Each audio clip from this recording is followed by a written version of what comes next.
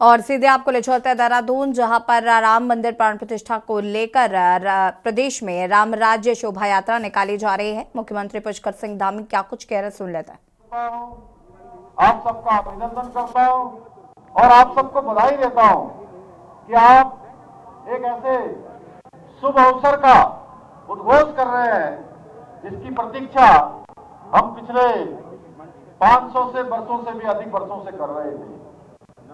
भाइयों बहनों, आज बड़ा सुंदर अवसर है कि भगवान राम का मंदिर वहां बनने जा रहा है, जिसके लिए हम सब लोग गली गली में घूम घूम के नारे लगाया करते थे कि राम लला हम आएंगे।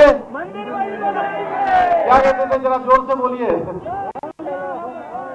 राम लला हम आएंगे, राम लला हम आएंगे।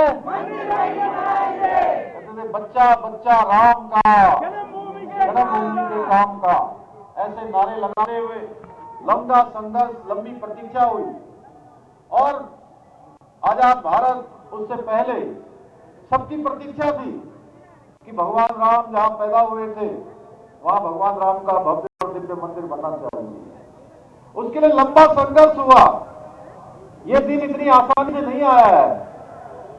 इस दिन को देखने के लिए, इस पल को साक्षी होने का जो सौभाग्य हमको मिला है, इसके लिए न जाने कितनी माताओं ने अपने पुत्रों को कुर्बान कर दिया, कितने बहनों ने अपने भाई को कुर्बान कर दिया, कितने छोटे छोटे बच्चों ने अपने पिता को खो दिया।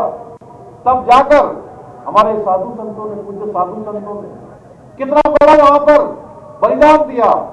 कार सेवकों पर कितनी लाठियां चलाई गई, कितनी गोलियां चलाई गई। एक लंबा संघर्ष, तब जाकर ये हमको ये दिन देखने को मिल रहा है और हम सब गौरवान्वित हैं कि आज भगवान रामलाल वहां विराजित होने वाले हैं। भाइयों बहनों, यह अवसर निश्चित रूप से हम सब लोगों के लिए बहुत ही ऐतिहासिक है, क्योंकि भगवान राम त्रेता युग में पैदा हुए और त्रेता युग के बाद द्वापर बीच में आया और कलयुग के भी 5126 वर्ष बीत गए। और उसके बाद उस समय जिन लोगों को ये राम राज्य देखने का अवसर मिला, भगवान राम को देखने का अवसर मिला, उस समय की अयोध्या को देखने का अवसर मिला, उसके बाद अगर किसी को यह अवसर मिल रहा है तो हम सब लोगों को मिल रहा है। और इसके लिए जहां एक बड़ा संघर्ष हमारे साधु संतों का, कार सेवकों का, करोड़ों करोड़ लोगों की है,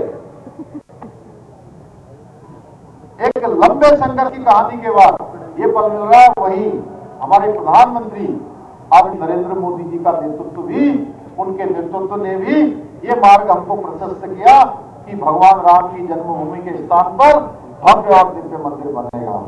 भाइयों बहनों, आज भव्य दिव्य मंदिर बन रहा है और उत्तराखंड का भी हमारा बड़ा एक नाता रहा है भगवान राम से।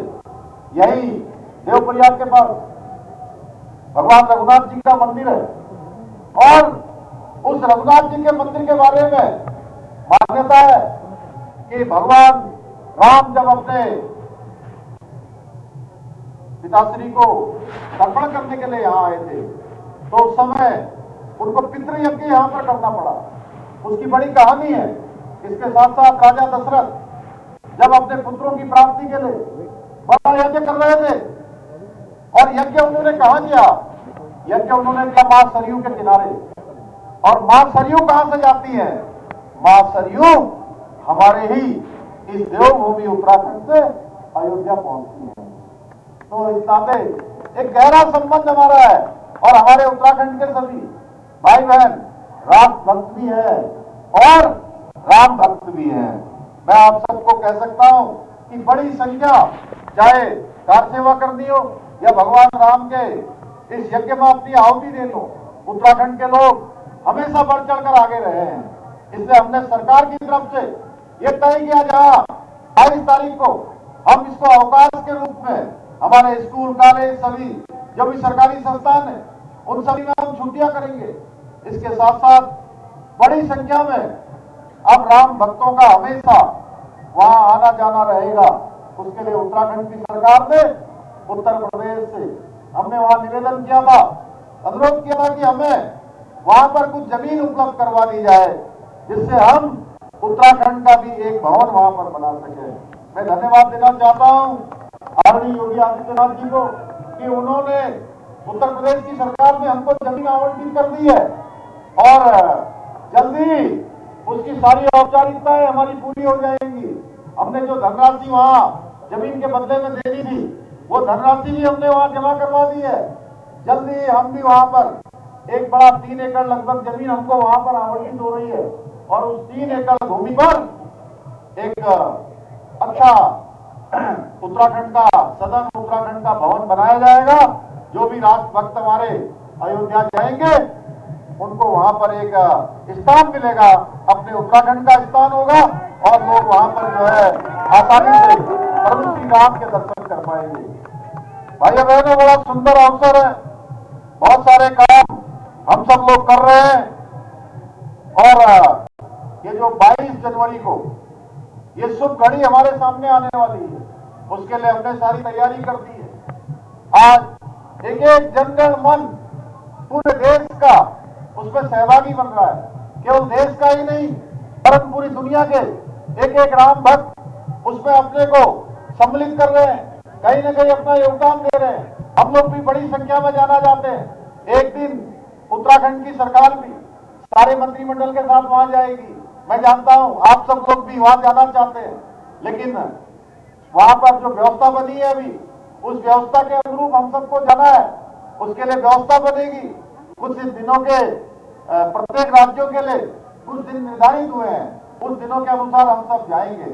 मैं आज के अवसर पर बहुत ज्यादा न कहते हुए कि आप सबसे यही प्रार्थना करता हूं, अपनी माताओं बहनों से विशेषकर, कि ये जो दिन आया है, ये दिन हमारे लिए ऐसा दिन है, हम ऐसे इतिहास के साक्षी बन रहे हैं, न भूतो न भविष्य।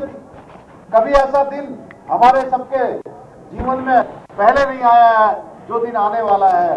इसलिए उस दिन हमको दीपोत्सव मनाना है। जितना ज्यादा हम इस दीपावली को मना सकते हैं, क्योंकि ये दीपावली से भी